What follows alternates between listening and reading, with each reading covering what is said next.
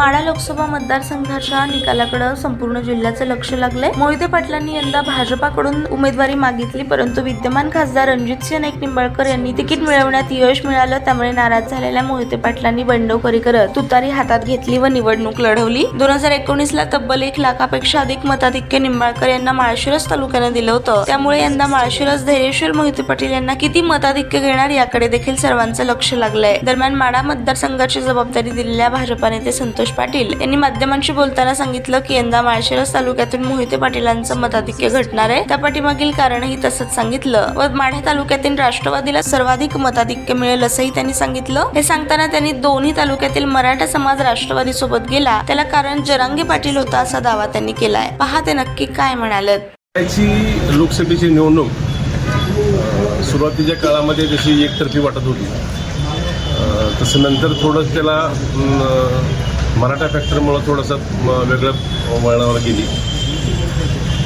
सोलापूर जिल्ह्यातील माढा, करमाळा आणि माळशिरस या 3 तालुक्यामध्ये मोहिते पाटलाला थोडंसं मतदान आगाऊचं झालेलं आहे असं जाणवत आहे। परंतु सांगोला आणि मान, फलटण, दैवडी ह्या भागामध्ये रणजित निंबाळकरांना मतदान चांगल्या पद्धतीने झालं आहे। निश्चित ह्यावेळेस जरी मोहिते पाटील आमच्यासोबत नसतील तरीसुद्धा ह्यावेळेस भाजपचा उमेदवार या ठिकाणी मोठ्या मताधिक्याने निवडून येणार आहे। मागच्या वेळेस 1 लाखापेक्षा माळशिरस तालुक्यातून मागच्या वेळेस जो लीड मिळाला होता, माळशिरस तालुक्यामधला भाजपचा पारंपरिक वोटर जो होता, धनगर समाज आणि इतर समाज, मोहिते पाटील विरोधक आणि मोहिते पाटील असा एकत्र मिळून तो 1 लाखाचा मताधिक्य मिळालं होतं। ह्यावेळेस आम्ही निश्चित आम्हाला यश मिळालं आहे की जो भाजपचा पारंपरिक मतदार आहे तो आम्ही इंटॅक्ट ठेवला आहे आणि मोहिते पाटलाच्या मतामध्ये आम्हाला मतं जास्त मिळाले।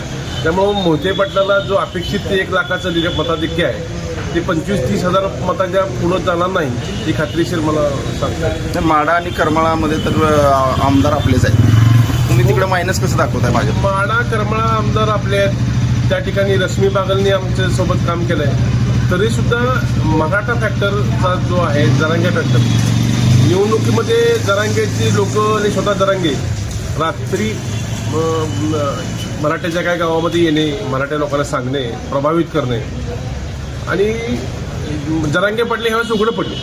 शरद पवारांची जरांगेची आतून गट्टी आहे की आम्हाला माढ्यामध्ये, मी स्वतः माढ्याचा प्रभारी या नात्यानं सांगू शकतो की मनोज जरांगे पाटील हे शरद पवारच्या सांगण्यावरूनच काम करत होते आणि त्याचा निश्चित आम्हाला फटका बसलेला आहे करमाळामध्ये आणि माढ्यामध्ये। ताज्या बातम्या पाहण्यासाठी प्राईम महाराष्ट्र न्यूज चॅनलला सबस्क्राईब करा।